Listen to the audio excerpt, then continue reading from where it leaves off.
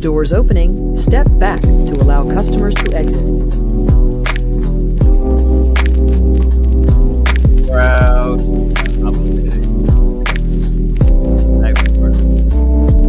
Front row. Coming off the top row. Nobody up podcast. Roll the avenue. Up front. Follow us on our school. Like, subscribe, all the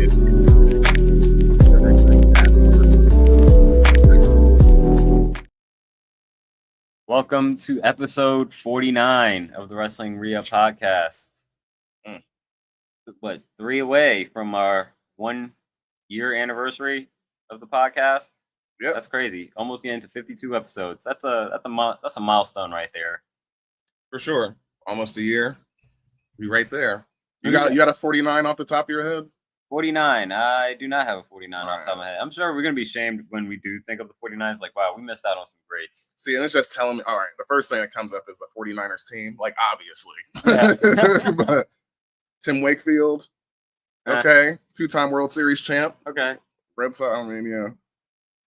Especially 49 I is- definitely don't care if one of them's with the Red Sox. Yeah, okay. Tremaine Edmonds, we not there yet with him. Like 49's a rough number. Dennis Smith, okay, 6-time Pro Bowler. Okay. Okay. Two-time All-Pro for the Broncos. All right. I guess that's about as good as we gonna get. Yeah. So, Either way, we are coming off of a we came into Money in the Bank kind of lukewarm, especially when we knew at the time we were going to have 4 matches. Yeah. Until we got the late added 5th one that would happen during World Collision, which we'll talk Worlds about Collide. briefly. Yeah. Worlds Collide. Mhm.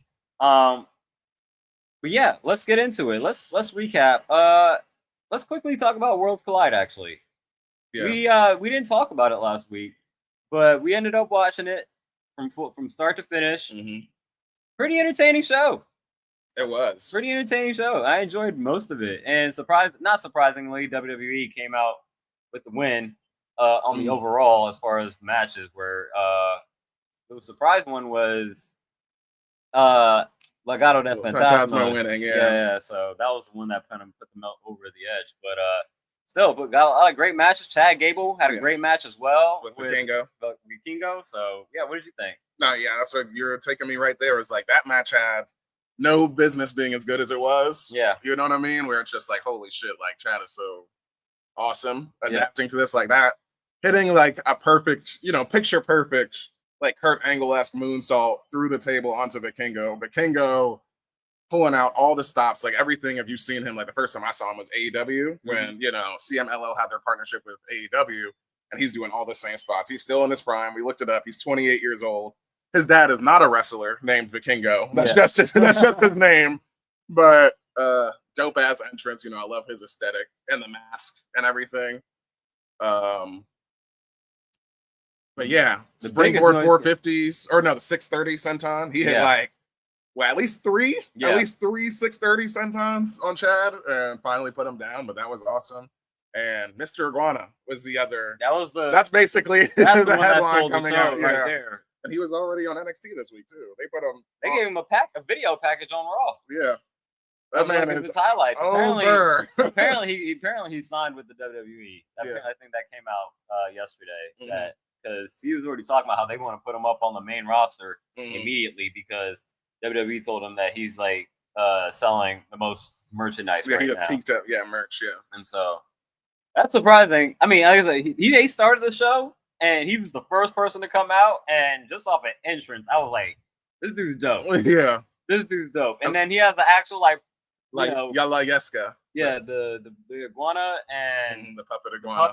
And Even it worked. It worked. I don't know if he's ever gonna win the world championship. It would be kind of dope to see it, but yeah, no, that's not a world championship. He's definitely got a vibe and a style. I'm curious to see how WWE actually uses him because it's just something that they haven't done in a while and executed in a while. And when they've done it, they haven't executed it well. So curious to see how much are they going to let him be him or how much they're going to, shape and mold him into like the WWE type of I My mean, opinion. the thing is like, I mean, you don't capture a crowd like that without us, immediately.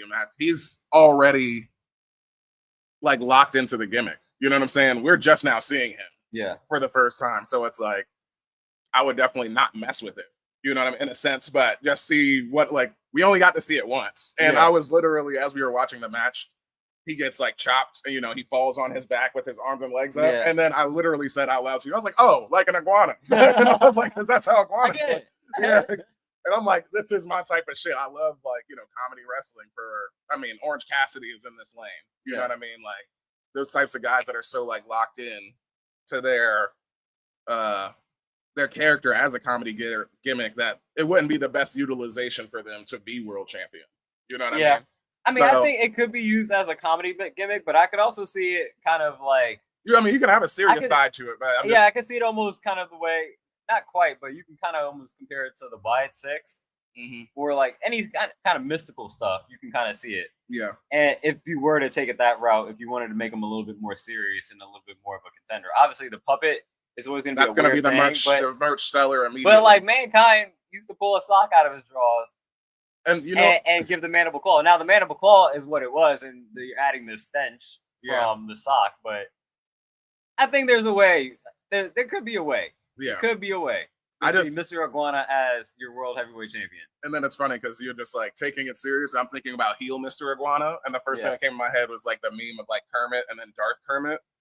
And I was like, imagine Layeska with just a little Kermit hood. Yeah, that's just all it is. And like, I don't know, he's in a bad mood or whatever, but. Yeah, he was in the NXT's crowd this week in the front row. Okay. Him and Dr. Dr. Wagner Jr. Yeah. They were in the crowd, so that was cool to see. But yeah, those are the two big things. Anything else come immediately to your mind? That's definitely the two big things. That match and just Mr. Iguana himself. Yeah, I mean, those were like kind of the standouts, but the whole show overall was great. You know what I'm saying? I think they did a good job of highlighting, obviously, to a WWE audience, a lot of the AAA talent and just the Mexican talent in general. Again, you're seeing a lot of introduction of people. I didn't know. I never really thought that there would be like that much crossover, but obviously now they're all kind of under the TKO branch. It kind of seems like it's easy to kind of make those negotiations happen. To have like, Mr. Iguana just be like, oh yeah, we'll bring you right here to the WWE, or El Kingo, yeah, it was right here on a WWE show whenever you need to. And it seems like they're gonna have WWE people at Triple Mania. Yeah. In matches. Like, I would not be surprised if Dominic Mysterio is defending his IC title at Triple Mania.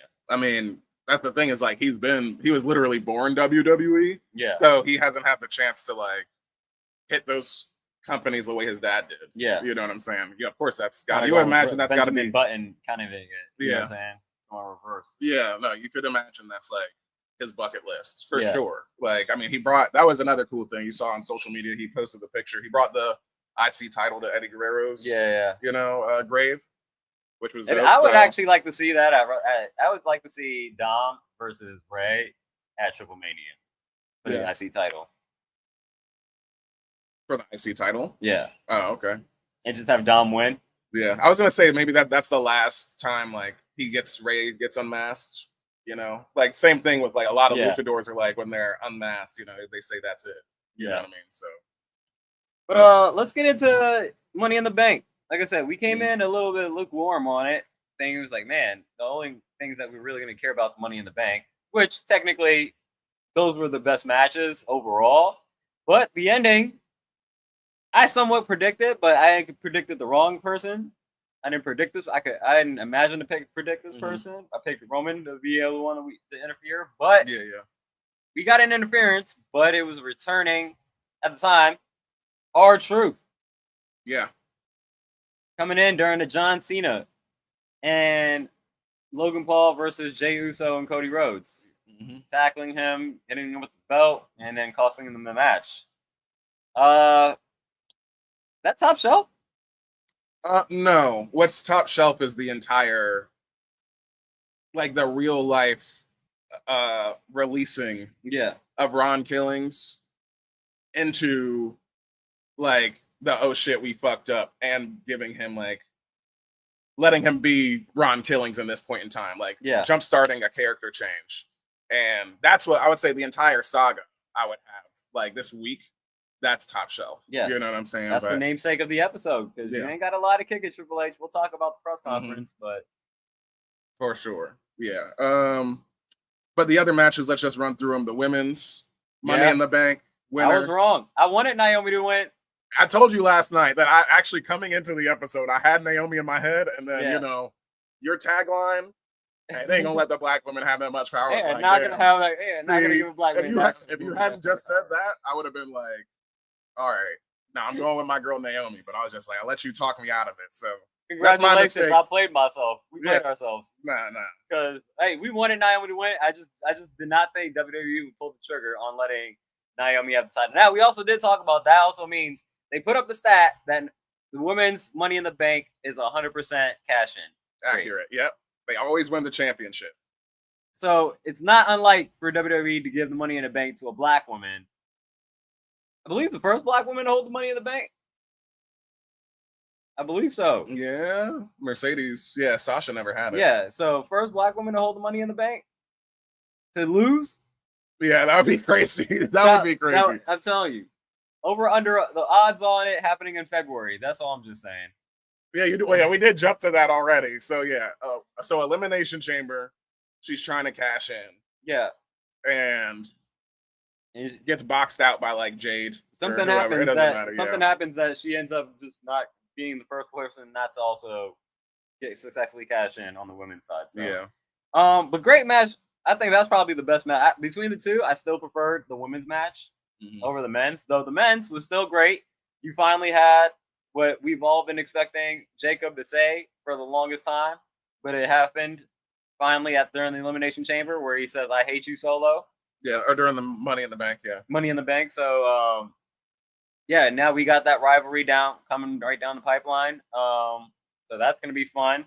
My guy, Seth Rollins, wins the briefcase for the second time. So we'll see if he's able to make it 2 for 2 on cash-ins. I thought again could have been if R-Truth didn't come back. Like I said, I think Seth probably could have cashed it in.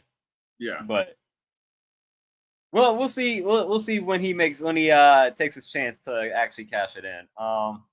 And then Becky, she won the IC title back, and then Lyra begrudgingly held her end up the deal of the match stipulation and held up her arm, but then eventually German suplexed her. Yeah, hit the Nightwing, her finisher, all that. So yeah, she was. I mean, obviously that was I think just great Becky heel work. You know, getting her to Becky's actually been killing it on the mic recently. I give her that. Yeah, but she is still like pretty.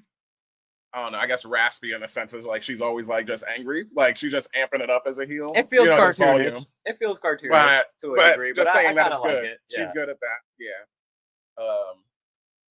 But yeah, that was a great match, and it was like it had to happen. Like this was the third time. Yeah. So, and this was actually her first time winning it. I know you just misspoke, but you said she won it back. So she's only the second IC champion ever, or women's IC champion ever. So, makes sense. Like as far as like you think of like the history or like the lineage, as much as like people care about the kayfabe of that, like who holds belts and for how long.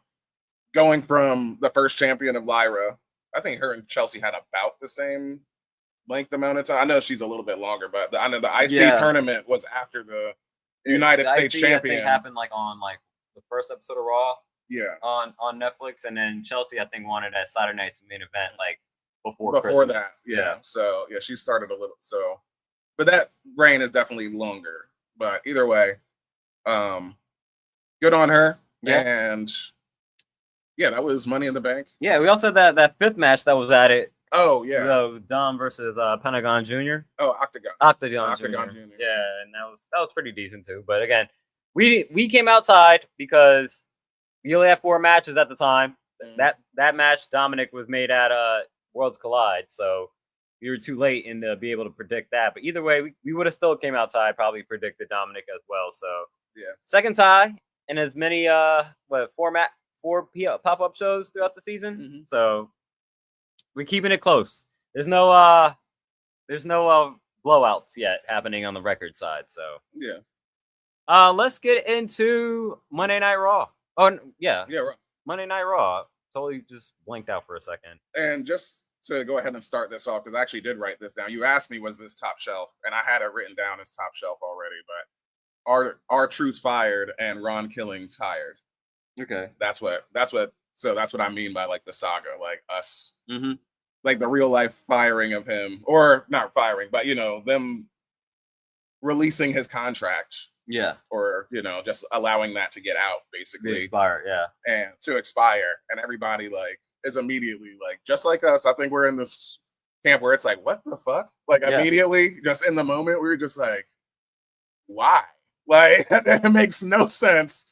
Like, in your mind as a fan, you just have certain people, like, and it goes for, like, fans of anything, but I think it's just especially sports. Mm-hmm. Like, there's no way you would imagine Kobe outside of LA. Yeah. You know what I mean? There's no way you would imagine, certain people outside of like there's Steph outside of. I think the best equivalent from the sports would be Udonis Haslem. Yeah, exactly. That's what you're imagining. It's happening. It's like he is the vet minimum, but he's a fucking champion guy. Yes, he's on the team technically, but he's the 15th man. He's clearly a player coach. Yeah. But he brings so much value to the team that if you got rid of him, your fan base is going to raise hell. Yeah. You know what I'm saying? Like, there's just certain people. It would be dramatic, not even just your fan base, but it'd also just be a dramatic like impact to what WWE felt inside your locker room. Mm-hmm. Like you would feel the impact missing. Yeah, it's out of touch. With like if you let Udonis Haslem go and let a big part of what Heat culture is, because every team says they got culture, but that culture is really just talk unless it's really like manifested into something that is. That's the reason the San Antonio Spurs are good, because it's like, even if Popovich is not around anymore, we still understand what Spurs basketball is and what is the style and things that we do and how we manifest that. And that's what R-Truth was for the locker room. So not only was it the fans, but it's also just your entire locker room just being in shock and just being like, that's wild, that's not right. Everybody I'm sure you immediately felt the morale shift go plummet. Yeah, plummeted. Like everybody was like, what the F? Because like I'm sure everybody there was like, I just had it in my head that he's gotta be a producer. Yeah. He's gonna like not literally, but figuratively for his career, he's gonna die in the WWE. You know what I mean? Like he's gonna go straight from like age 55 or 53, he is right now, right? 54, something like that. At the end of this contract and just go straight into producing. Like, definitely. But for us to have that release, Rhea Ripley is saying this is the worst day ever. Mm-hmm. Kevin Owens, who is not even on screen. Yeah, exactly. Kevin Owens, who's legitimately hurt right now, and WWE would rather us not think of him right now, just have the surprise come up, whenever. But he's like, this is one of exactly like you said. He's the one who surmised it the best, saying that he is like the number one guy that he respects in there. And it's like amazing to say. It's like, well, if that's the case, that's WWE culture you got rid of. Like that's one of the that's what being a pillar means. You know what I'm saying? Or if this was like AEW, he said that, the young pillars. But it's like, but this episode, might as well just talk about the segment. Yeah, that was my primo for the show. Ron Killings' promo. Yeah. Cuts his hair. Yeah. Cutting his hair. And once again, Ron Killings talking on the mic and not R-Truth. And I love that too, because I said it last week episode. I was like, when we thought he was gone, I was like, man, I just wish that we just got serious truth like one last time. Mm-hmm. Like, no disrespect to the comedy aspect of it. It was great and everything, but I'm like, hey, if this is the last hurrah, can we at least get one last serious? And I thought, like, I saw the clip of it on YouTube before I actually rewatched it in full. I saw he had scissors, but like when he reached into his pocket, I thought he was about to pull out a cigarette like last time. No, that would have been fire if he would have did that. Yeah. So the fact that he actually cut off his hair and just like, this is not R-Truth anymore. This is Ron the Truth Killings. Yeah. I'm excited to see what happens. Obviously, I don't think he's gonna win the championship, but I like the fact that we're gonna get a little bit more serious truth. Mm-hmm. And the promo that he gave, once again, pulling the kayfabe back and just saying like, y'all brought me back, literally. Like the fact that we got, this is blending together. This is why it is top shelf. Like when, like how many there's this thing like when we were in the nuclear navy, like it's watch team backup, and they call it the Swiss cheese theory. Like everybody has mistakes or holes in their game, right? So what you do is you stack the cheese up so you cover each other's holes. Yeah. You know what I'm saying? And that way nothing bad happens. So it's like, how many channels does it have to go through where our truth is released?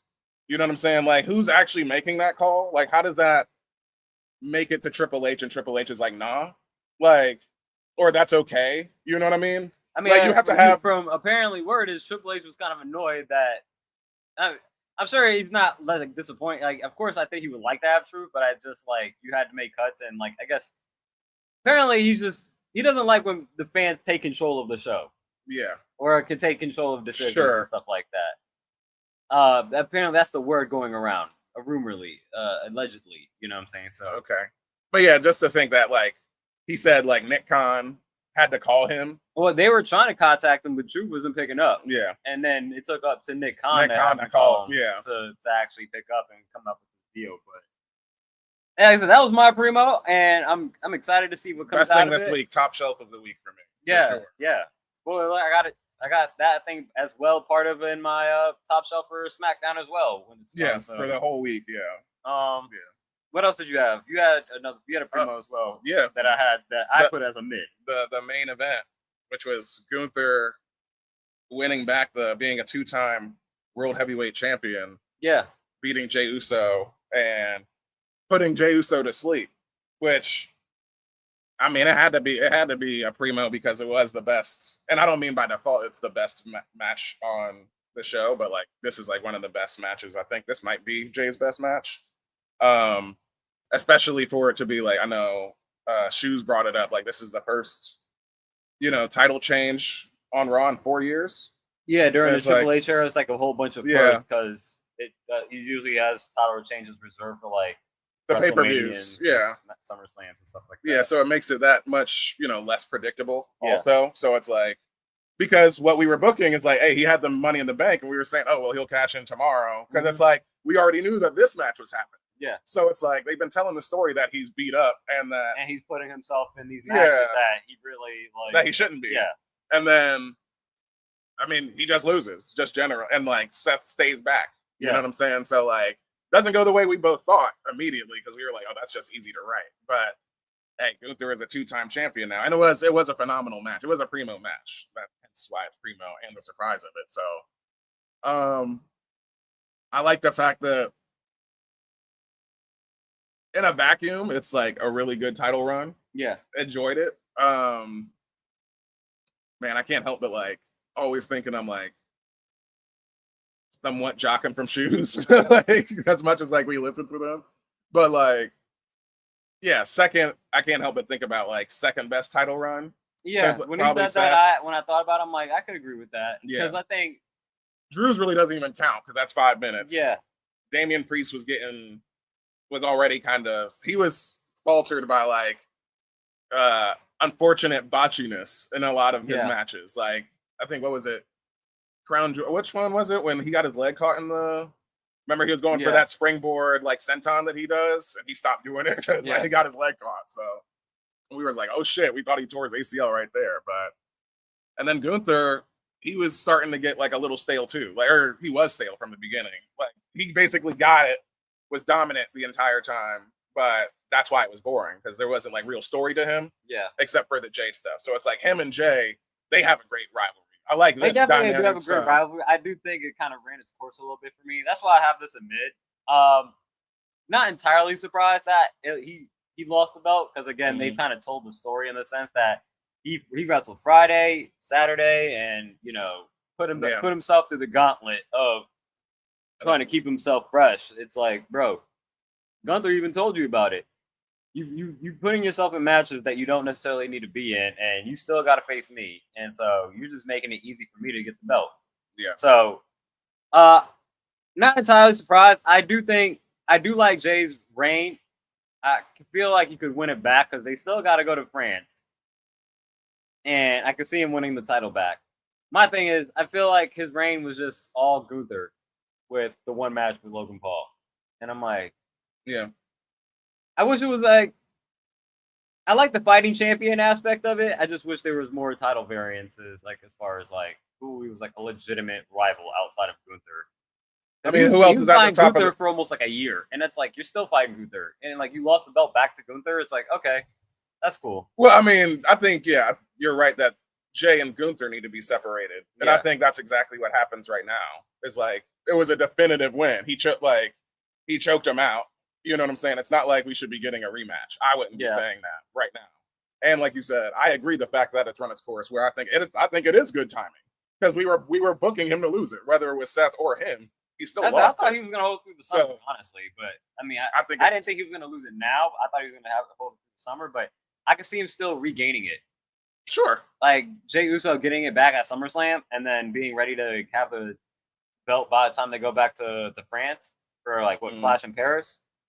Because again, that's where he got his like one of his biggest pops. Yeah, I wouldn't have. I could see him back with the belt in France, winning it after, and that's like 2 weeks after SummerSlam. I think this is literally Jay going on. This was like sort of his Roman run.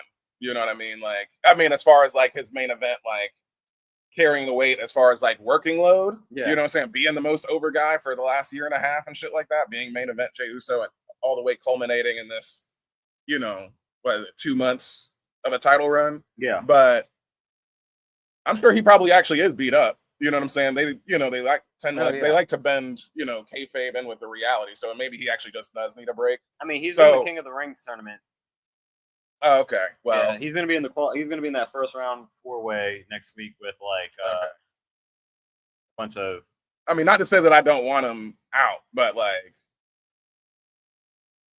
I would say he just doesn't need to be. He could be written out by the match through next week. Yeah, I don't know how to say written out, but like at least he shouldn't be challenging for the World Heavyweight title right now. Why not? If Gunther could fucking lose the title and then immediately go into it, why can't he? Well, no, I'm not. This is nothing against him. I'm just saying, in my mind, because it was so definitive. It was the same way Gunther lost. Well, no, Gunther tapped, which I think is even more like egregious. Like that. Yeah. That's even worse because you're conscious. You know what I'm saying? You're a fighting champion, you get choked out. Like Stone Cold not going unconscious in the sharpshooter. You know what I'm saying? That's going out on your shield. So even though Jay still lost, he finished in a better position. I'm just saying for the, I don't want to say staleness, but like I agree with you in the fact that like I just thought it was time to get off of him, like, or like that rivalry is kind of like stilted. And the problem with Gunther is that he was stale near the end, but now he beat your favorite and he's got heat back. Yeah. So it makes Gunther in a better position. He's a 2-time champion and looks dominant once again. And whatever. But I like Jay, but still, I'm just saying that the story made sense. That I'm like, okay, I'm not entirely. They were heavy-handed with it. They were heavy-handed with it, and Seth won the Money in the Bank. So it's like we were sitting here like at least both of us without like 30% chance he was losing it on Monday. At least. Right? Yeah. That's all. I knew he was going to lose it. It's either Seth or Gunther. There was a good chance. So yeah, that's all. Well, yeah, go ahead. I'll let you go next. Let's go with the women's Queen of the Ring Fatal 4-Way qualifier. It was Rhea Ripley, Kairi Sane, Roxanne Perez, and Liv Morgan. Mm-hmm. And Roxanne Perez got the win out of this, which surprised me in a sense, but just because we was like, I like the storyline, with like the Judgment Day of like Liv not fucking with Roxanne, clearly trying to replace her. Yeah. And obviously that Rhea doesn't need it, but I still felt like Rhea's Rhea. You know what I'm saying? She'll at least get into the, singles match. Mm-hmm. But Perez gets the W. Yeah. Well, good match. Raquel pulled out Rhea's foot while she was getting a pin on Liv after she hit the riptide. So you might see some, rivalry kind of reigniting there on that end. Kairi, she also hit a move on Liv and was going for the 1-2-3, and then Roxanne came in and got up the roll up pin. Yeah, exactly. Her insane elbow, that's one of my favorite elbow drops in just all of wrestling. I love her insane elbow. She does it really well. Yeah, she's able to like she's somehow like doing like a jackknife, like like in the air, like a diver would. Yeah. And just able to like pull it out, wrench it, makes it look like she's hitting you literally with all the PSI of the elbow. And because she did it to all three of them on the outside. And once again, she's another one of those, or this is where that phrase started from, but like she unlocks your moveset, just being so small. I would say Rhea pulling out a double power bomb yeah, to Kairi Sane and Liv Morgan is awesome, just on how strong she is. I would say Roxanne winning, it doesn't surprise me. I'm glad she won. It fits her name. She's the prodigy. And so I think like her having this, I can see her being a strong contender at winning this as well. Or it's actually going to be hard because we talked about Jade being a front runner. Charlotte's also on the other side, but maybe since they're on SmackDown, they're going to have to meet each other on these one-on-ones. So like one is going to have to eliminate the other. Yeah. So Roxanne winning Queen of the Ring would not be a surprise to me, just for the fact that you bill yourself as the prodigy. The prodigy is probably going to have a lot of accomplishments under her belt. That's why we had her winning Money in the Bank. Yeah. The men's King of the Ring. Mm-hmm. Sami Zayn versus Penta versus Dominic Mysterio versus Braun Breaker. And Sami comes out with the win here. I said to you last night that I was like, this feels like a Sami tournament to win, because it's very easy to open up that next chapter of Sami and Gunther when Sami and there's another one I don't want either. You don't want to see Sami win the title? I want to see Sami win the title. Sami and Gunther, I'm good. Well, okay, so imagine it's Sami. Well, no, it's Sami and Seth. Sami's going to win off of Seth at Mania. That's where it ends up. Because winning the King of the Ring gets you a title match at SummerSlam. Exactly. So maybe Seth comes in and fucks it up, cashes in. I don't give a damn. Like, he won the whole tournament for nothing. Basically, he fought his way through the whole tournament. I mean, granted, you had it last night that he just wins both. Seth just wins both in either way, but that would be dope. Just have like him cash it in. Like, that's another reason that Seth hates him, or excuse me, Sami hates Seth, because he's the first guy to call him out. Like, you're just doing the same thing the Bloodline did, and he gives him the warning. Hey, I'll get you moved over to SmackDown, man. I'll pull some strangle call. This isn't a threat. Yeah. And it's clearly a threat. Like, so just made that up now, but yeah, Sami winning, not a surprise. I think he was a front runner until, because we know what the brackets are, and so who's in it. I know Seth is not in it, so there's no chance for him to double up, as I kind of wanted to predict. Yeah. But Cody is in it, and he won last night on SmackDown, so I think you could probably get Sami versus Cody at the finals. Mm-hmm. And is Cody really going to lose? No. That's what you're telling me to put. Yeah, but you're telling you me got diamond resilience over here with Sami Zayn. Yeah, so. no, that's real. That's real. And you got like, I think it depends. I mean, they both. It's funny because they would both have well, not factions, because there's no faction with John Cena, but like, Cena's not going to interfere with Cody's match. Like, he's like, I'm the one real champion. His match is going to be later, so like for him to come out earlier in the night, or like probably like right before his match, to interfere in this match, like, really wouldn't make a difference.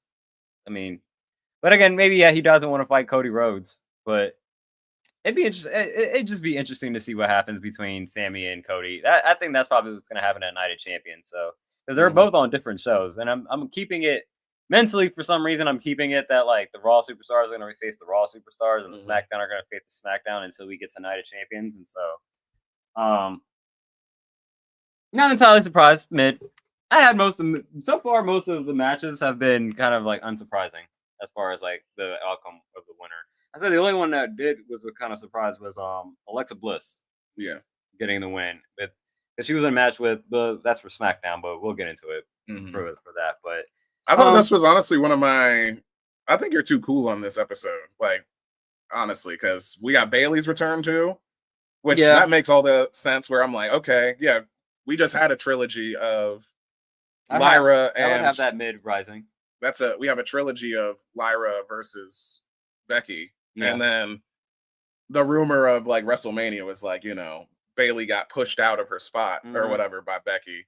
So however real that is or not, now that Becky is like kayfabe heel, we can just make up a storyline that, same thing as Naomi. She just took her out, for it. And now she's the champion. Yeah, I put that mid-rising. I'll put that mid-rising. But yeah, just having Bailey return, that's dope. Love that point. I like I also had mid-rising Cena goading CM Punk into a match at Night of Champions in Saudi Arabia, which obviously if you know Punk's political leanings, that is something that he probably doesn't want to do. But at this point, I also see like, if Sammy's able to go there and wrestle, and my also thought is like the people ain't the government. You know what I'm saying? There's children there, you know what I'm saying, that want to see him fight. So like I'm sure that there is a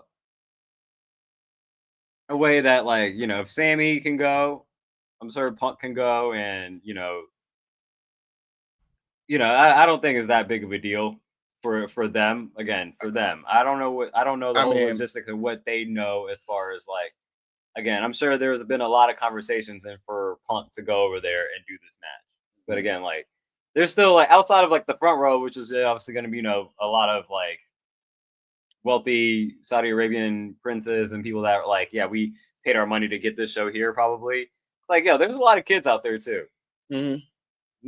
No fault to them of like what they're just born into, and so like they enjoy the product and they want to see you. So but yeah, I do like the fact that was used as a ploy to really see if Punk really wants to come fight him for the title, and so I thought that was an interesting start to the rivalry. And again, Punk is at best again with the mic. Yeah, like I was telling that to my mom. I was like, when we were watching it, I was like, he's a good wrestler, but he's even better on the mic. Yeah. And so just having him, but kind of in a sparring contest with anybody, but then like, an old rival, and we'll continue to hear what he said on SmackDown to John Cena, which I thought he was even better. Yeah. Yeah. I had this as mid-rising to just to start for the week, but it definitely picked up by the time we got to SmackDown. Yeah. That's all I had for Raw. But I'm more over on the show. I think this was overall like a primo show. Like I ain't got no shake from the show at all. King of the Ring qualifiers, Becky's bragging into Bailey's return. Like you said, great Cena talking. Ron Killings return. Like I said, that's top shelf. Title change. First time in 4 years. Yeah. Like, I think the Gunther, you were just cooked on Gunther and Jay too much. I guess. I guess that's my thing. But it's a good show. It was a good show. What do you want to talk about the definition of mid though? Yeah. We got NXT.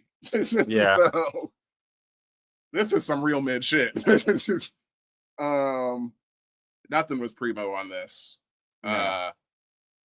The only thing that I would say was Jasper Troy was more impressive than I thought. Mm-hmm. You know what I'm saying? So like, cause he just did the classic, straight up attack the champion, and he's like a great physical presence. Like they're literally the same size. Yeah.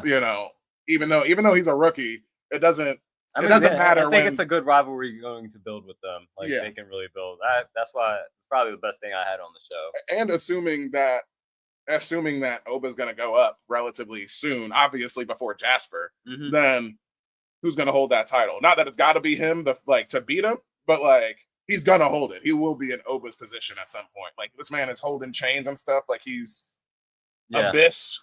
You know what I'm saying? Like he's coming from the depths of hell or something like that, or escaped like a jail block, like the Chain Gang. So, this was heavily impactful. Like his offense is like super basic, but obviously, like, I mean, he was literally just won LFG season 1, and for him to like roll straight into like winning LFG season 1, literally shows up the next week on NXT, attacks Oba. I got my champion of the week now. We don't have champions of the week, but I just remember I'm mentally writing this down in my head. One person got it down. Yeah, I'm mentally writing it down, and it's and new actually. I think that's the best thing. We got to just go back to the list and like look at the list. But his offense though. The best part of the match, honestly, was the spot when Oba. One of my favorite spots Oba does is like when he gets knocked out of the ring, and it's all obvious. Most of the time, it's a smaller guy that's on the apron, and he'll jump up and slap their chest. Yeah. And it just caves it in. Jasper Troy instead does the, oh, you thought you knocked me down? And then like gets down and like, lariats him. Yeah. And then the most punishing part of it was directly after that, following up, was just doing hard Irish rips into the turnbuckle. So hard, I think he does 3 of them, so hard that the middle turnbuckle snaps out of the turnbuckle. It actually like pops out. And it's just like, damn, everybody's like, holy shit. And of course, I'll say, man, I feel bad for that ref. Man, that ref, that's what makes it mid, honestly, is the ref had a bad day. Like, he was really like, did too much when checking the shoulders and stuff, because you add the combination that Jasper Troy is literally, this is his first match, and, just a bad day at work, that it's like, it really brought it down, because I can understand why Oba went for a second fall of grace, because first of all, after the turnbuckle spot, Jasper Troy goes for a pin, and then the ref takes too long to get around to like see where his shoulders is. But Jasper Troy is facing away from the ref, so he can't see him about the count. So he's like, oh, okay, I need to do something else. And he moves out of the pin as the ref is about to start counting, and he hears like the count, and he puts him back down. But then Oba picks out, and it's just like, just literally like flim-flammed. That's a good word for it. It's flim-flammed at the end. Who says it couldn't be a work, and this just gets him to a last man standing match? Yeah. That would be dope. And then because Oba, his first fall from grace, he didn't get all of it, where, he wasn't able to get the grip upright. I think it's just because he's not used to doing it on bigger guys. Yeah. Honestly, Jasper Troy actually is like a legit 270 or whatever, same size as him. So he had to do it a second time and put him down. But the match would have been primo if it just wasn't flim-flammed, shabazzled, that's it. Or whatever kind of made up. It could be a way to get them into, like I said, a last man standing match. That's a generous read, yes. But I'm excited. Well, I'm looking forward to the development of Jasper Troy for sure. No, yeah, for sure. I mean, I do think they're gonna have a pretty good rivalry. Get my knees out of this camera, my ashy knees. I think they're gonna have a good rivalry coming down for at least for the summertime. I can see them kind of pushing it out a little bit longer, especially if Jasper Troy ends up getting like a posse around him. I don't know who that'd be, but it'd be interesting. Somebody who's in a faction right now that we just aren't thinking about. Maybe he takes over Wesley, High Rise. Yeah, takes over High Rise and just like bullies Wesley out of the way. Sure. Yeah, face Wesley again because he's 170 pounds and doing 450s and stuff. So the other mid, are you any more? No, I have no mid. That's that only mid. I only want to have a shake. Well, 2 title defenses, JC Jane. So just for the straight up, this is your first title defense. And we haven't seen Lainey Reed in forever. She's like one of those catering chicks you forget about. Yeah. So, hey, get ready, stay ready. Stay ready so you don't got to get ready because Lainey Reed looked fucking great. Here, even though we ain't seen her in a while, she was hard hitting and shit. But as predictable as you could imagine, like an impromptu title match or an unexpected title match. I wasn't expecting a women's title match on this. Obviously, it's the Fatal Influence interference. I forget. I don't know what the name of that spot is, but I told you my favorite Fallon Henley spot when she does that 619 around the turnbuckle thing. That's the spot that she does to interfere in the match. And then I think it's called Rolling Ovation or something like it's Rolling something, but it's like not Rolling Thunder. But it's just JC James. It's a 360 elbow, I'm like, I get it. But also the fact that they're in NXT, it's not as stiff or hard hitting where I'm like, it's just, you got to let the kayfabe take over. And that's why it doesn't work for me. But for a basic, just get it done, I guess, sure. There's worse finishers, obviously, but I think maybe that was just a bad one. Like I said, it's the beginning of her title run. Of course, we'll see how it plays. We wasn't expecting her to win it. So, and then the only other news on this show is Mariah May. Other news with that one, we did get Ava come out and talk about how there is a 4-way, I believe that's going to happen, or battle royal that's gonna happen to determine who's going to face Stacey Jane for her title at Evolution. Okay. So we had not Roxanne. You had Jordan Grace, Jada Parker, and a bunch of other women like right after the match, just like standing around the ring, basically just eyeballing her, just like, yeah, I'm gonna be the number one contender for that match. So Yeah, we got an NXT Women's title that's being defended at Evolution. Yeah, that's the Fatal 4-Way. It doesn't have who the women were out here, but yeah, I feel like there was more than four women out there, but we'll see what happens. Sure. But also to the women's division, there was the appearance of Vignette. Yeah, Mariah May is now Blake Monroe, which is good. I like it, and she's cute. Have it as a shake. Yeah, I was like, okay. Yeah, it's just she's here. We saw her physically, so it's like just having the name change. Got a name change. We discussed whether she was gonna have a name change or not last week, and she got one. Blake Monroe.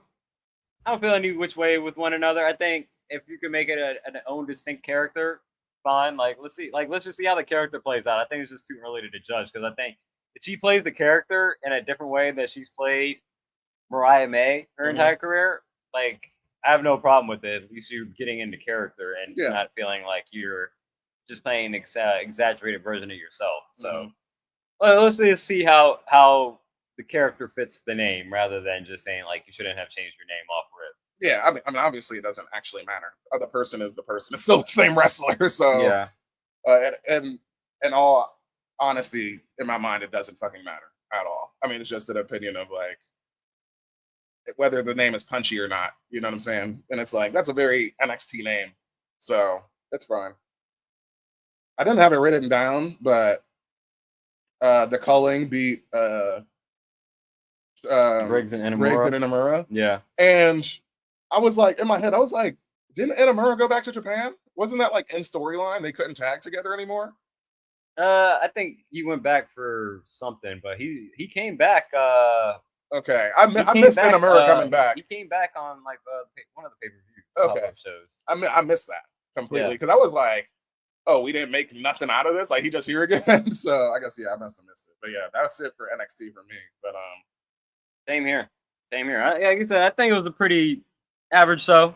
Yeah. I think there was, it was pretty decent. Nothing too, it wasn't anything offensive on there that you could really dislike at all. So nothing too bad.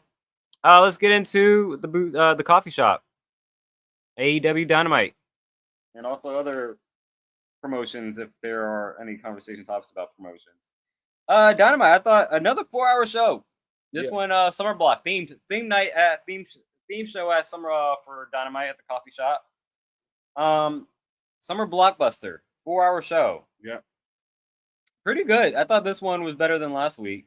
I thought they managed it well. They started off, I think, what we both have as a primo, the Will Ospreay Swerve match, and they went 30-minute time limit. I think that's a fair cop out rather than having a DQ. Or no contest. I think that's fair, and especially if you don't exhaust it as much, like I think it works. I think that it's the logical set. Like I think typically I probably would have this as a mid, but I'm like at least you gave a good match, an entertaining match, and like AEW always puts on good matches, so I think it was fair to just give them a high quality kind of pop up show level match and just have it end on a 30-minute time limit because this is like their second time facing, so there's gonna be a third one, and now. What did Swerve win the first one? Yeah, because that's when Will Ospreay first came over. And that was like his second title defense. Just in AEW, they're 1-0-1. At least Swerve is. No, Swerve has beat him twice. Swerve has beat Ospreay twice. But they said I thought this was Swerve and Ospreay too. That's why they had kind of marketed it as. So that's why I was just kind of keeping it to that. But whatever. Like Swerve is 2-0-1 on him. So we'll see how the third one plays out. But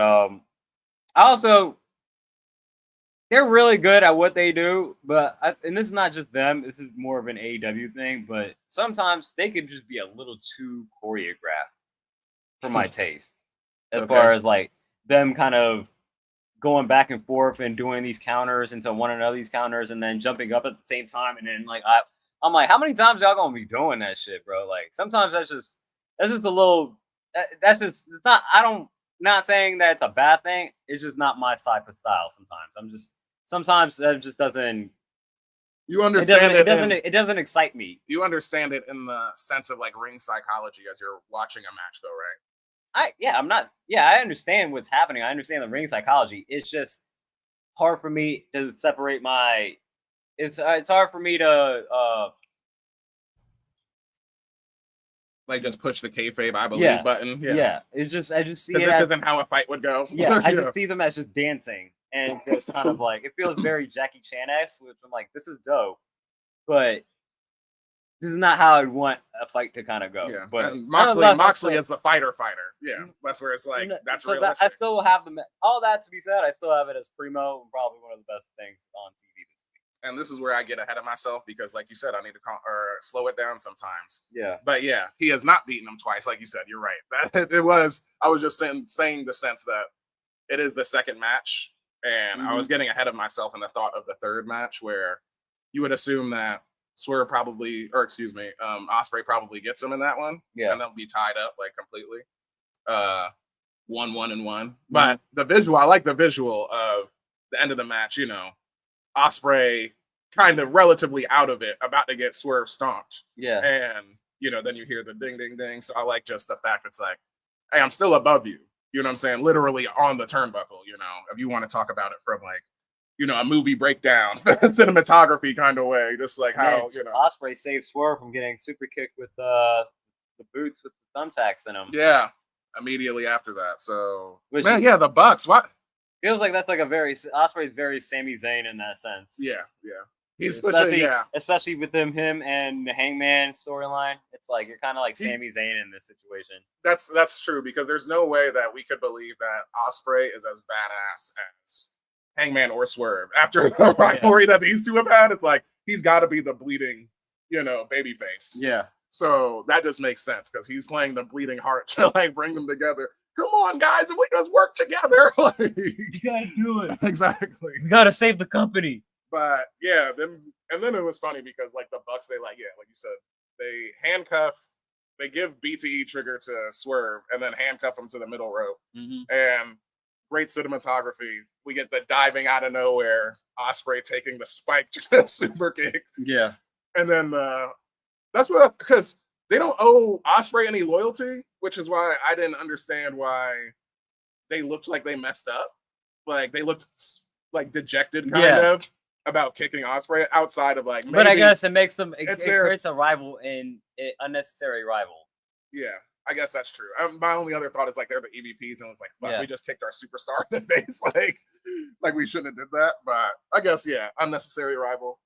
And that was also I loved like the continued threading storyline of like Hangman and stuff because I think it was just prior to that he says, stay out of Swerve. Was it after? Well, he was. Oh no, because they started the match. In. Yeah, he was walking in. They started the show. They were telling like, you need to get some help, or you need to like get somebody to watch your back. And then I think you saw like the Death Riders like in the near distance behind them and whatnot. So it was a good storyline building. Not with that, just with like what happened with the Swerve and the Ospreay part of it that led later into I guess one of our mids, which was Hangman being kidnapped by the Dark Knight, not the Dark Knights. The Death Riders, yeah. The low key is like, hey, he's getting over with you. See? No, he is. No, it's not. The Death Riders, Batman. I thought though it worked well. I thought it worked well, and then I liked the threat. Again, it just adds to the anticipation. It's good build for their matchup at All In, and so that's why I have that as mid. Because that's effectively like because he is faction leader, so that really is like you would think of like similar to like what Tony D'Angelo would be doing in a vignette of like kidnapping and like interrogating somebody. But I believe John Moxley and the Death Riders more than I do the D'Angelo family. Yeah, for sure. Because that's more so gimmick. Where Moxley, like I said, he's stiff. He's the fucking he put a bag over Daniel Bryan's head and killed him. Like you know what I'm saying? Like so to choke out.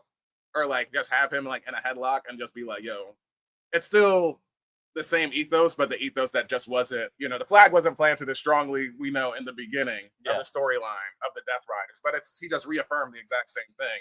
And it's basically like, yo, you got 7 weeks to get your shit together. Yeah. You've been through all this bullshit. And it's like, it's amazing because obviously he was completely heel in nature, but he was putting him over. Yeah. That's exactly what that promo was. He was just putting him over the entire time. Yeah. And it's like, you fucking did all this fucking work. I don't want to fucking be champion, like, without saying that. He's basically like, yo, do it, get it done. Like, we've been waiting on you. You're the guy. The same thing that Will said to Swerve, last week. And he's like, we're not the guy. He's the guy. We got to get it done. And so yeah, good stuff. I saw you watching this on the way. Oh yeah, I just mentioned, because Hangman did say, hey, stay out of Swerve's business and stay out of Hangman's or my business and Osprey's business. And then I know he saved Swerve for last, and the crowd reacted. It's like, okay, he even like low-key sticking up for Swerve, like, yeah. Even though he ain't helping him, but he's just like, hey, don't make it worse for me. Like, chill out. Like, I had This Is a Mid was just like the contract signing to All In. Let's say the well anticipated, which I thought it was going to be just they did say winner take all, but they are going to unify it, and it will now be the AEW Unified Champion, which I posted right here, the visual of it, which is unifying the Kenny's International Championship and Okada's Continental Championship. And immediately when I looked at it, I was like, okay, it looks better than both in my mind. I do like the color of the International Championship, and the Continental is just a little too, not plain, but like it reminds me of the it looks good just black and gold, because it reminds me of like the 2000 like JBL's championship belt, and Eddie Guerrero's belt. But the Unified Championship belt, that reminds me of, like, you remember the first women's belt that they had with Riho when she was the first women's champion? Yeah. It was very, like, it looked like a coin, kind of, like that middle plate. And immediately when I saw it, I was like, oh, yeah, it's kind of like ovular. That's the right word, right? For oval, ovular, I think. No, that's what I'm trying to say, people. Like, kind of oval. Yeah, oval in shape, the middle plate. And I really liked it. But so good championship reveal. Unnecessary holy shit chant. Taz was like, I can't believe the belt got a chant. Yeah. But it looked like we were getting just a straight up, face versus face, because Okada is heel, but like he has been like very face twinging recently. Yeah.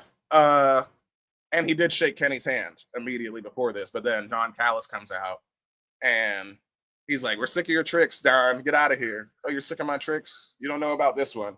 Where I immediately was like, I didn't give a damn about that at all. It's just because you could have had Okada just beat Kenny Omega down without or even if he had the baton and everything, there was no need for Don Callis in my mind.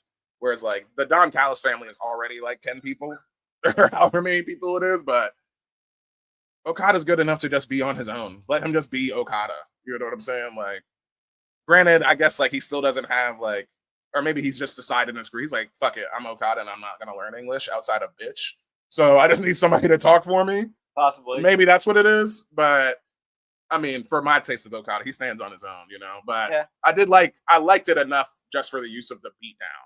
But yeah, I give it for that. Like I said, when Kenny started like bleeding from the mouth, I'm like, all right, is the blood like I don't mind the bleeding. I was like, was there a bit more blood than I anticipated? I'm like, yeah, a little bit overdone, but nonetheless still good. I don't know what diverticulitis actually does to you, but I'm sure like they sold it well enough to make you believe that like Kenny was hurt. But I like the elbow drops while he was like attached to the stretcher.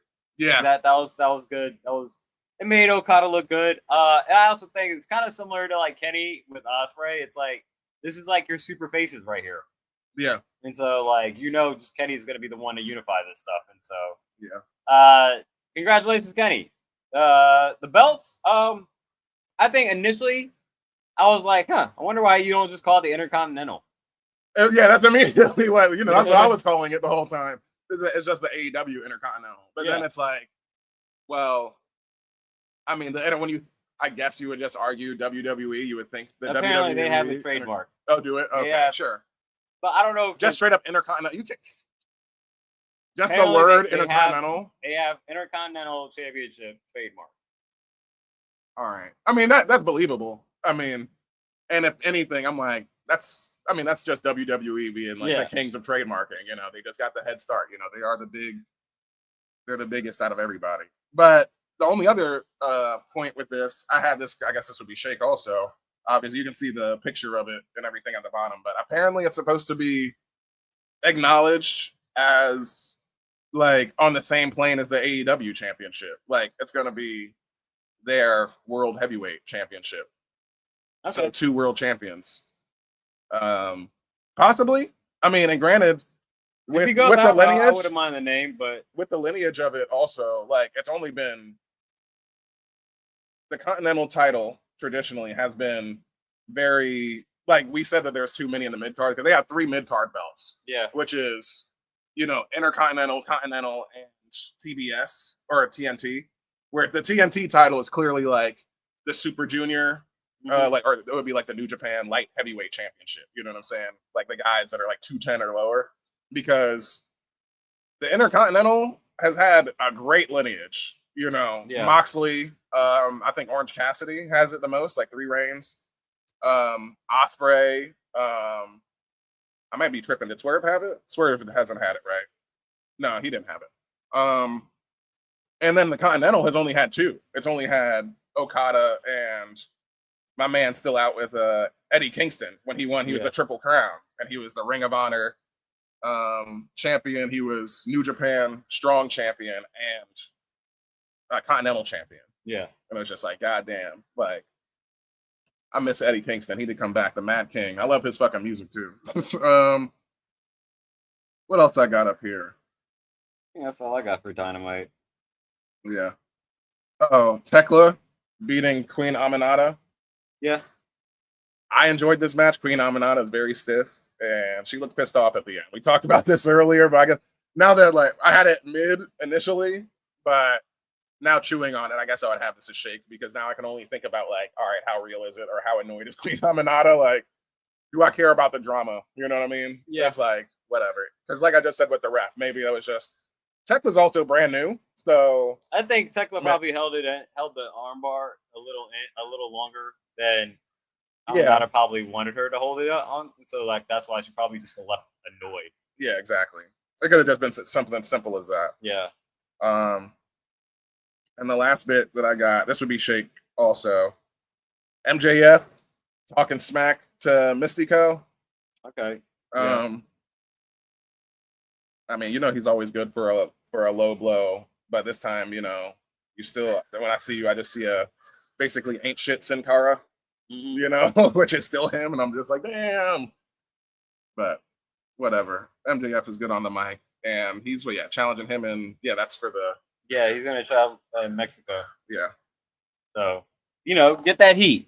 Exactly. He's going in with this whole American gimmick that he had when he was facing what was it, Ospreay? Ospreay. He turned into the American Championship. Oh yeah, MJF, international champion or American champion, as he was talking about. So, anything else from the coffee shop? Yeah, I mean the Hurt continuation, just the Hurt Syndicate, the match with. They beat Speedball or Jet Speed and Lindsay Dorada. Mm-hmm. But good to just acknowledge that. Still great. Love the Hurt Syndicate and MJF wearing MVP's, 2000s gear. But it's MJF instead of MVP on the back, like the whole Power Ranger look. So nice. All right. Well, let's get into the book of wrestling.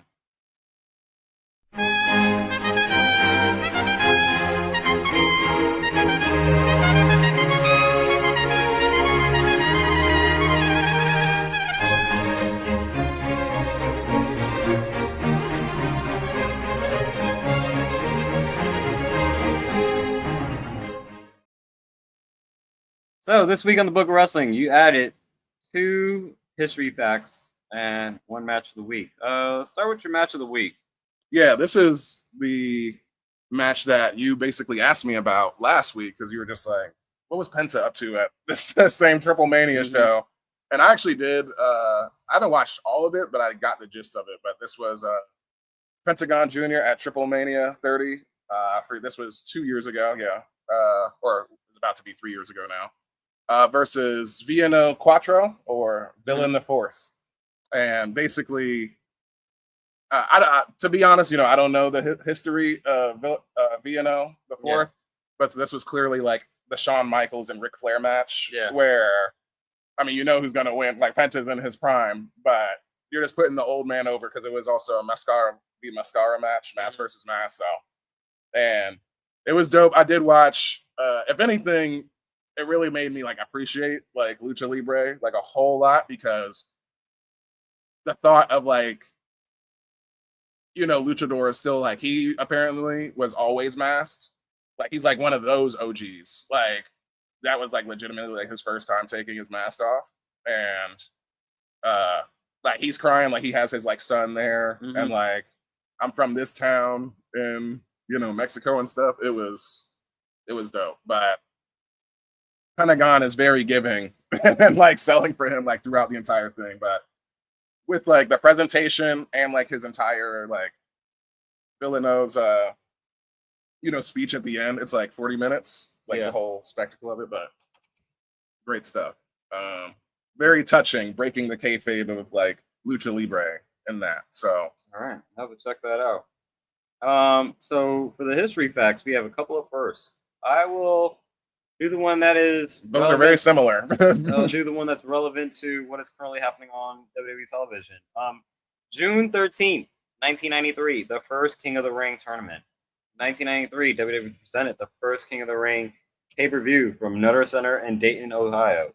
The centerpiece of the show was an 8-man tournament to crown the King of the Ring. After 3 classic matches against Razor Ramon, Mr. Perfect, and Bam Bam Bigelow, Bret Hart was declared the winner. His crowning ceremony was ruined by Jerry the King Lawler, who attacked Hart and began an on and off rivalry that lasted for a number of years. The other major happening on the show was Yokozuna defeating Hulk Hogan for the WWF Championship and would be Hogan's last televised bout in the company until 2002. Nice. That was a good one. Yeah. Shout out to Bret Hart. Best ever was, best ever was, and the best ever will be. Become the inaugural King of the Ring champion. And Yokozuna being Hulk Hogan, fuck yeah. That's a good pay-per-view right there. And the other, I mean, very similar time frame, just same week, like a year later. Yeah. The first WWE Hall of Fame ceremony. In 1994, the WWE holds the first ever Hall of Fame induction ceremony from the Omni Inner Harbor International Hotel. That's a mouthful. In Baltimore, Maryland. The induction class included Chief Jay Strongbow, Classy Freddie Blassie, Arnold Scalland, Gorilla Monsoon, Bobo Brazil, James Dudley, and Buddy Rogers, excuse me. Yeah, history making 2 years back to back in that same week. So yeah, June 9th, 1994. That's funny. Like, that happened like in a little hotel, and now like it's done in like either arena. I think they do it in like the SmackDown or whatever arena they're doing SmackDown in. So now it's like 20,000 like 15,000 people are able to watch it. That's crazy. And if you would want to take over for SmackDown, just because I wasn't able to get my notes in for SmackDown, we did watch this last night. So we watched this in live. We were dual screening it with also Game 4 of the NBA Finals. Yeah, I think there was a lot of focus that went on this. But I'll start off with my primo. Wild John Cena appears twice in one night. So just think of that with like the Pokemon music, and it's like, because like I made the comment last week. I'm like, bro, like you wasting dates out here, coming out here for like 10 minutes and then just leaving, doing a promo and just leaving. So the fact that he came out twice and he was looking for the first time, I feel like he was looking for R-Truth both times. Or no, the first time I think he was looking for Punk. Yeah, and then he didn't get Punk. He got everyone but Punk. He got LA Knight, Randy Orton, and there was one more person. Cody Rhodes. Okay. And with the eventually R-Truth coming up behind him and jumping him. And then the second time he comes out, he wants R-Truth, and he ends up finally getting CM Punk. Yeah. And then they have a really good promo. I thought that was better promo build for Then Raw. than Raw. That's why I have that set primo, because I especially like the part where Punk was talking about how you basically stole my whole swag. Yeah. He pulled the whole no, that's a the bar. Soulja Boy on Breakfast Club. Like, kiss me on the phone? That's my whole swag. Shit. My whole shit. Word for word, bar for bar. Like, he ain't lying. Oh, he ain't lying. He ain't lying.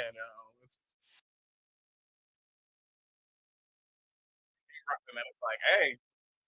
So But yeah, anyway. that I thought that's the reason why he had me on the. That's why I put that in primo, and then I even like how he started off. He was like, "We can get into that heel rivalry, but I just want to say, yo, why don't you give the fans a happy ending?" And so I just thought like it's gonna happen quickly because these pop-up shows, just WWE just can't stop themselves from having a pop-up show. It just seems like we have one every 2 weeks now. Yeah. But for it to be in 2 weeks, pretty entertaining build so far. That I'm like, hey, you got two guys that are really good on the mic. They can definitely build anticipation no matter how much time you give them. So, especially with all the history that they have. So, primo of the show for me. Yeah. Yeah. Watching this in person, yeah, I mean, you saw I had a difficult time because the playoffs was on. Yeah. And yeah, the Thunder did tie it up though, 2-2. So we got a series here. But anyway, I was, yeah, that is a good point. Just like you said, the fact that we got, your money's worth of Cena. Yeah. Getting attacked, getting some more Ron killings, like a whole week of Ron killings is top shelf. Yeah. Because he beat Cena's ass twice in the same week. So that's fire for him. I just hope that I think CM Punk is just gonna be like, he's just rival of this cycle, like, cause after Crown Jewel, or yeah, that will be Crown Jewel, right? What's the name of it? Yeah. It is Crown Jewel this time. Yeah. Okay. No, this is Night of Champions. Night of Champions. Yeah, that's right. That's the thing, is like he's one of his serious actual rivals from back in the day. Mm-hmm. So I would like for it to stretch a little longer, but the fact that you got Cody here, it is I guess you are. I mean, it is his retirement tour, so I guess you are just checking off the boxes. But you would like for it to. But also having Randy come back too. I was surprised to see Randy here. Where I was like, yeah, it makes sense for Randy to be around because it's he would know him best, and I don't know, not necessarily that he got to beat him, but it's not outside of the realm of possibility that CM Punk could beat him. And they were also there because they have those through at least LA Knight and Randy Orton and Cody Rhodes. They're all in the King of the Ring tournament. Yeah. So they're also just like, yo, I'm coming for that ass. Yeah. So, I agree, Primo. Yeah, I put just Cena stuff. There's just the fact that the Cena stuff is a primo. Now the King of the Ring and the Queen of the Ring matches, same thing for Raw. Good matches, especially I like the women's match. I thought that there was going to be some interference, but it wasn't. It was a straight up clean match that Jade ended up winning. Cody ended up winning in his matchup, and then there was one more. Randy Orton ended up winning. Yeah. I think that was the biggest toss up one, because I think at first I was like, I could see Aleister Black winning it, because I imagine Randy and LA Knight were going to get into a bit of a rivalry, but no, Randy ended up winning it. I think you had LA Knight. I had LA Knight, yeah. But when you think about it, it's like, okay, yeah, I can see that. Mm-hmm. I think the biggest surprise was Alexa Bliss beating Candice LeRae, Charlotte, and who was the fourth person in that? Alba Fire. Yeah. And so, great matches all around. Predictable winners. So no, Alexa Bliss was predictable? Or you just said that she wasn't? I mean, we had Charlotte winning that. Yeah. Yeah, definitely not Alba Fire. Candice LeRae. But, I mean, it's the same thing though. Does Charlotte? It's the same does reason she need it? Yeah. When we talked about it, yeah. Does she need it? No. Yeah. I still pop for the Abigail DDT. Yeah. Every time. I still love it. And I like the fact that since she's face now, she's gone back to using Twisted Bliss. Mm-hmm. That original finisher. Because that's when she was using Twisted Bliss and she was that she got shot out. You remember when she came up from NXT? She was shot out like a cannon, dude. Like 2-time SmackDown champion, super quick. 2-time Raw Women's champion, super quick. And when she turned heel and she just started using like the DDT, like that was it. She would just do like that hand pose thing with the glove and do the DDT. I liked that run, but I mean, I'll definitely like Twisted Bliss is way better. Yeah. I also had another mid. Mid rising is the Solo and Jacob interaction. I thought Jacob cut a great promo. Yep. In the ring, with a lot of passion. Thought too, yeah. And then Solo is secret low key MVP, man. He's been killing it for the US. My favorite joint from Solo was, I forgot who was feuding, but he came out on through the audience on Raw. And it was when he was rocking with Jacob, and he was like, "You're not supposed to be here. You're supposed to be banned." And he's like, "Look, I got 2 tickets. One for me, one for him." And like his reaction to Solo has been hilarious. Like you said, campy, and I'm like, all right, like I mean that in a good way. Yeah, there's parts of him that are campy, and he's really funny and goofy. But there are also times like last night where I'm like, that was a really well cut, like serious promo where he was actually like saying something like, you need to pay attention, and like you should take what he is saying with, not to borrow his, sister-in-law's line, but proceed with caution. Yeah. Or you might be coming up with some hurt ankles or some torn up ACL, Jacob, because these dudes don't play around. Especially Jason Mateo standing in the back with the fucking, I think you said the 1980s Terminator change. Yeah, that's immediately what I thought of. Was like, I'll be back. Like he was like, I got this like warhead right here standing next to him. But he said he wanted to see him in the ring next week, give him a hug, and say the 4 words, "I love you, Solo." Yeah. And I told you there was rumor that Hikuleo was supposed to debut tonight and that last night, but that didn't happen. But it might seem like that might happen next week. Yeah. If the rumors are true that he is going to probably appear with the new bloodline. I don't know what you call Solo's group, but yeah, I think it's still just the bloodline. I mean, yeah, in our heads it's just the renditions, but like it is still the bloodline. Yeah, it's the bloodline. It's just like, I guess it'd be like the bloodline 3.0 or something. Yeah, that's kind of like, this is the closest thing that you can have to like what is it? Like I've been mentioning forever, going to Japan. Bullet Club. Yeah. Which is why they're so dynamic, because it's like, oh yeah, you establish it, but then the leaders just end up murdering each other. It's like the rule of 2, the Sith rule of 2. Did you have anything that stood out to you on SmackDown? Yeah, this was finally, we got the Wyatt Six, their first match, like their actual first legit match on SmackDown since being drafted to SmackDown against the Motor City Machine Guns. And just the fact that like, yeah, we needed the reminder that they're still just like wrestlers outside of like being spectral, creepy characters. Yeah. And just being like basically half of the gimmick of Alexa Bliss. Yeah. And like, the reason that she carries the doll. And like, also, why is that doll not merch? It's not merch, right? It's merch. It is? Yeah. Okay. They sold the original one, they updated it. That's like a much bigger version. That's why, okay, yeah. The doll has been updated. Because the other one that they originally sold was smaller. Yeah. This one is like a big ass like doll. I had one more mid that I wanted to add. It was the Naomi promo against Tiffany. Yeah. I thought Naomi did a great job of, just being a heel.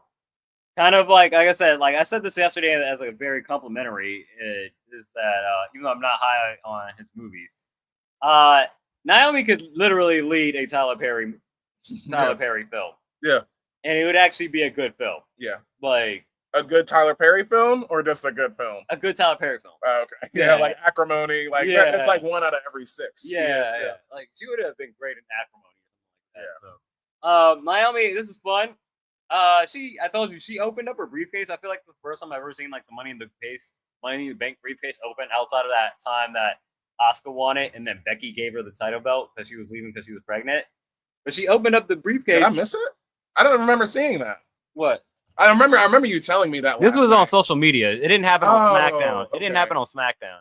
This is on social media. She like opened up the briefcase and she showed you what she had. She had like caution tape and just regular duct tape, and then she had pulled out, like I said, she had a pocket knife, a big ass pocket knife. Like the knife was like that big. Yeah, one that's illegal. Yeah, I was like, yeah, that's a pretty big ass knife. And then she had a taser. And then she like you were talking about it, and I didn't see it. And I was like, yo, how are you flying with that? Like, how are they letting you pass on TSA with them joints? That's ridiculous. There's no way you put in that briefcase through the X-ray machine. That's dope. And they are letting you pass. Now I can put that to. I remember you saying that last night, and I was just like, yeah, I thought that happened. No. This was like a social media post. So it's like, yeah, she's not traveling with that, but just for that to be the character also because she's crazy. Yeah, that just works. Like I could see her interfering in like men's matches, and then just nothing. Fucking tase Gunther. Yeah. Fuck it. Like it's funny though. Like Tiffany was like goading her to like cash in her her contract, and then that's just silly. It's just like, and then Tiffany tried to like, of course you did it because you're the same Naomi. Like all bark, no bite, whatever she said to the equivalent. But I'm like, come on, girl, what are you talking about? She ain't. That's not the smart way. You held your goddamn briefcase for like 8 months. And it's like, why would you? You're supposed to be the face champion. That is so healing, like what she was doing. I was like, she was the bullying. Fans treat her as a face, but to me, I'm like, she's not really a face. Yeah, she's way more she's a natural. She's a natural heel than a face. That's it. I loved, center of the universe NXT Tiffany. I fucking loved her. Like, but I hope that's the thing. I hope we do see Naomi on Raw just to kind of give that threat and not just be like, I'm coming after Tiffany. I just hope there's a little bit more. Like, which way could he go? Which way could she go? Yeah. Type of shit. You know what I'm saying? Like, we going after EO, you're going after Tiffany, but yeah, both options should be open. Definitely. But yeah, Tiffany needs to check her character. You're supposed to be a face. Like, you're still the same little, like, Naomi. Yeah. Doesn't just work. like, you're saying that she was scared One of white stuff. woman saying that to a black woman doesn't work.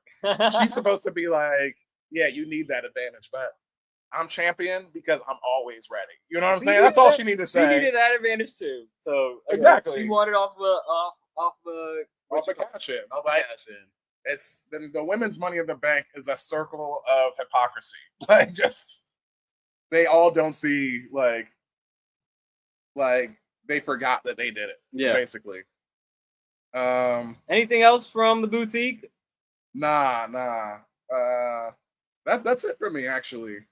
Yeah, I thought it was a pretty decent show with SmackDown. It held our attention, especially during a very, impressive NBA Finals game that was pretty much close throughout.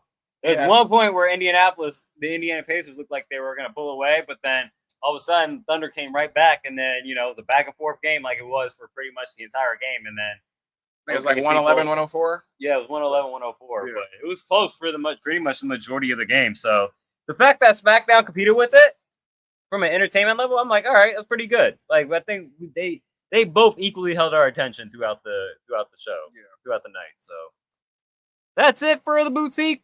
Let's close it up with our champions of the week. And Moody, you were able to come up with one, so I'd be curious. Damn it! I wish. Yeah, I know. I should have found it, but it was the.